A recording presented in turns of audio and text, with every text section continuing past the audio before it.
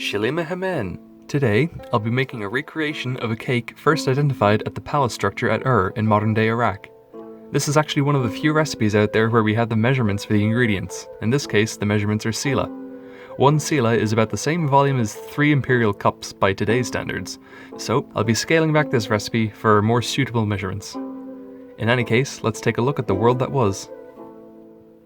To begin with, put a cup and a half's worth of plain flour or all-purpose flour into a large bowl before pouring about a half cup's worth of milk over it. Add about a half cup's worth of cottage cheese into it. Stir all of this together until it's very well combined and fairly smooth. Then add on top of it a cup's worth of softened butter.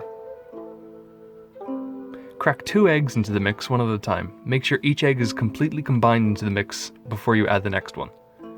When the batter looks fairly homogeneous and smooth, add in about a half cup's worth of raisins or sultanas, depending on your preference. Mix this together to combine and set aside.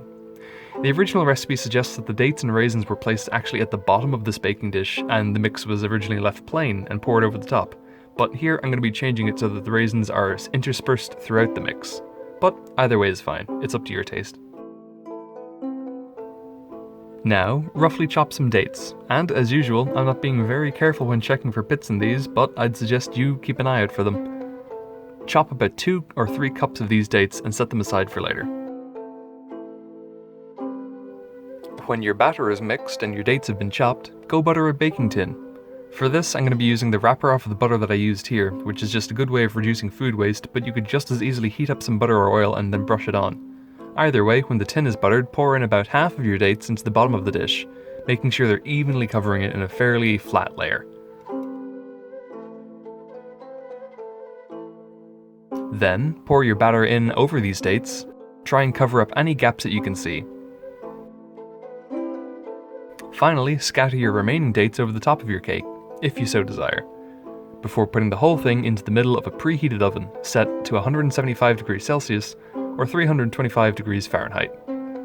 Bake this for about 45 to 55 minutes depending on your oven, turning it around halfway through so that everything is cooking evenly.